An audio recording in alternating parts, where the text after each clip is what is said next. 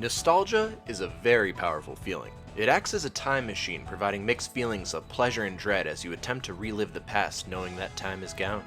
Bowser's Fury gave me a feeling of nostalgia, but only because it was such a fresh experience. This fresh experience took me back to other times when I felt like my mind was blown, and thus, the nostalgia kicked in.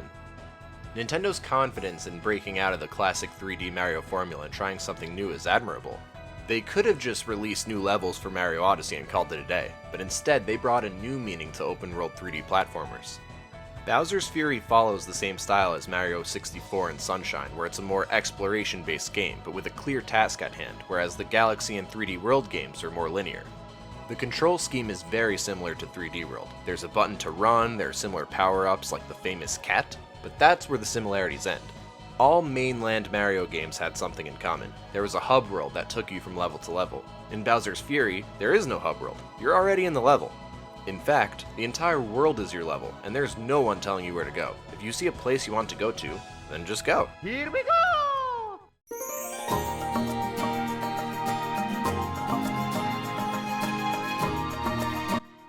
The world of Bowser's Fury is kinda like a fever dream in the Mario universe. Everything is familiar, but random mechanics and storytelling make us realize that we ain't in the Mushroom Kingdom anymore. This adventure takes place on Cat Island, where everything is a little kitty cat.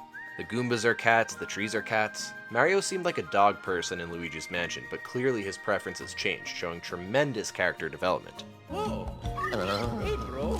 Oh, doggy. The objective of Bowser's Fury is to collect cat shrines and, for some reason, save Bowser. I don't really understand the story, but basically, Bowser Jr. asks Mario to save his dad from himself. In other words, Bowser's poisoned from like some mud or something, and he's pissed off and you gotta go save him. Mario's happy to help because he's addicted to adventure. Turns out the princess never mattered. He just wants to go out and stomp on shit and just go crazy. There's absolutely no incentive to help out Bowser, but here we are. Here we go!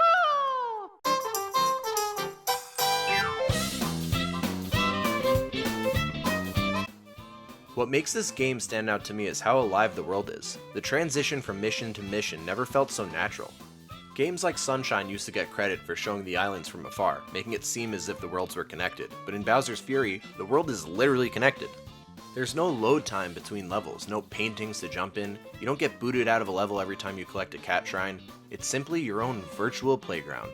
The levels are so incredibly varied and progress from shrine to shrine. Take this ice skating level.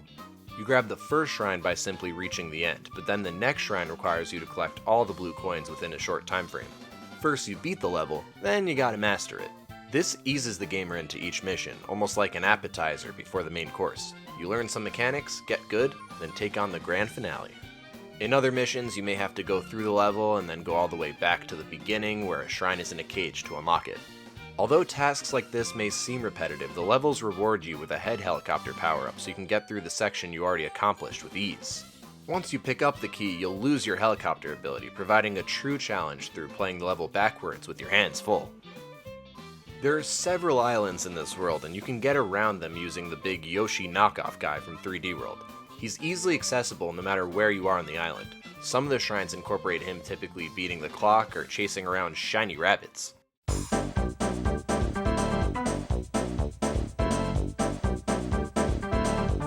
In the world of Bowser's Fury, Bowser is pissed off. Every now and then the climate changes and Bowser tries to kill you. To stop it, you either have to weather the fiery storm, collect a cat shrine, or when you collect enough cat shrines per island, get the Mega Cat Bell and turn into a giant cat to take matters into your own paws.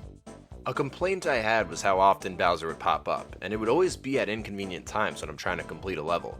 It was not that big of a deal for me since it added an extra challenge for a franchise that comes very easy to me, but keep in mind, I got 20 plus years of 3D Mario under my belt. It would be ludicrous to think that I am new to this. For a less seasoned big boy veteran gamer, the frequent Bowser appearances could prove to be a bit frustrating. Bowser Jr. accompanies you on your journey and can help defeat enemies and paint walls. I turned off his feature because I don't need no help from no computer. Do yourself a favor and turn it off as well. That stuff is for babies.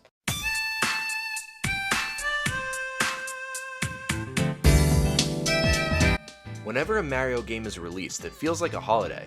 I didn't get the same feeling for Bowser's Fury, but I blame that on the marketing. I initially thought it was an extension to 3D World due to how it was packaged in the same game, but I was sorely mistaken.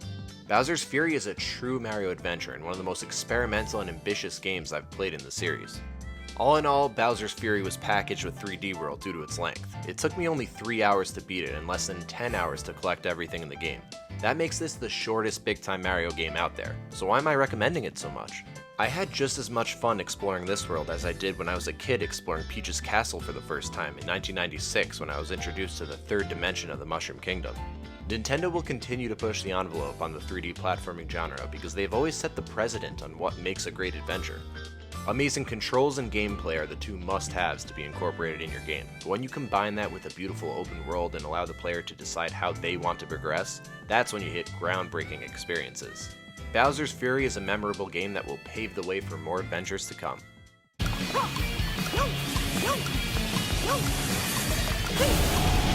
Woo!